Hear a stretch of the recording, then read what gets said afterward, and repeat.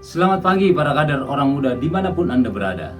Hari ini tanggal 29 September. Judul dari materi kita hari ini adalah Berikan diri Anda, bukan opini Anda.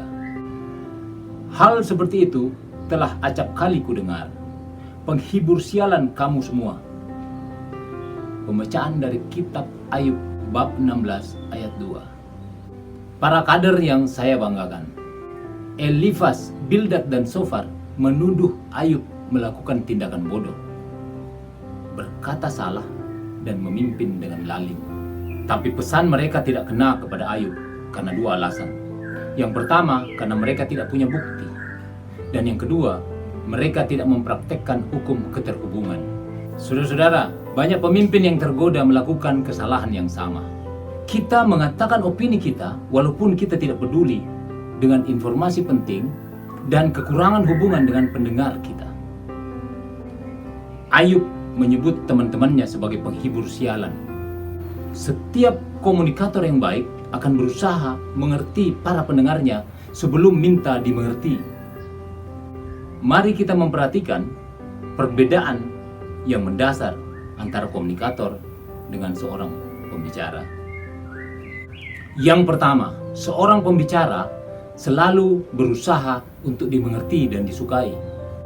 Sementara seorang komunikator akan berusaha untuk mengerti dan terhubung. Yang kedua, seorang pembicara akan bertanya, apa yang akan saya punya? Seorang komunikator akan bertanya, apa yang mereka butuhkan? Yang ketiga, seorang pembicara akan berfokus pada teknik. Sementara seorang komunikator akan berfokus pada situasi. Yang keempat, seorang pembicara juga akan berfokus hanya pada dirinya sendiri. Sementara seorang komunikator akan berfokus pada pendengarnya. Yang kelima, seorang pembicara ingin dirinya selalu lebih baik. Sementara seorang komunikator ingin orang lain lebih baik. Dan yang terakhir, yang keenam, seorang pembicara akan berorientasi pada kepuasan. Sedangkan seorang komunikator akan berorientasi pada perubahan.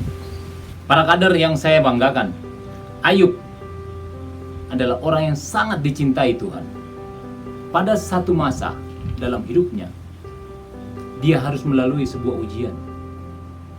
Dan satu persatu orang yang sangat dicintainya, anaknya, istrinya, hartanya, semua diambil satu persatu sampai semuanya habis. Dan teman-temannya, yang katanya teman-teman, sahabat-sahabat, hanya datang untuk mengejek dan mengejek. Nampaknya seperti menasihati, tapi sebetulnya mengejek. Bahkan menuduh, berkata salah lah, memimpin dengan lalim lah, dan sebagainya. Apakah Anda pernah merasakan situasi seperti itu? Ketika Anda masuk dalam situasi yang kurang menguntungkan, teman-teman kita yang katanya teman-teman berubah 180 derajat menjadi orang-orang yang hanya bisa menjengkelkan, bahkan meninggalkan kita. Anda dan saya pernah mengalami hal-hal situasi seperti itu. Dan kita dikuatkan pada hari ini. Orang-orang seperti Bildad dan kawan-kawannya itu hanya bisa mengejek. Kita punya pegangan yang kuat. Ayub punya pegangan yang kuat. Dia tahu dan percaya bahwa semua datang dari Tuhan dan akan kembali kepada Tuhan. Dia tahu dan percaya bahwa Tuhan sangat mencintai dia dan merestui, memberkatinya. Sampai kalau kita baca terus kitab suci mengenai Ayub, semua kekayaannya, semua yang dia cintai dikembalikan berkali-kali lipat. Karena dia terbukti bahwa dia orang yang suci. Hari ini kita diajar tentang dua kelompok orang. Kelompok yang pertama hanya bisa menjadi pembicara. Nampaknya menasihati, sebetulnya tidak. Tapi ada kelompok kedua. Kelompok ini disebut komunikator. Kalau pembicara hanya berorientasi pada dirinya, pada kepuasan dirinya, pada keuntungannya, seorang komunikator berorientasi pada perubahan orang lain. Dia berfokus pada orang lain. Dia bertanya apa yang orang lain butuhkan. Pembicara bertanya apa yang dia punya dan akan punya kalau saya melakukan ini.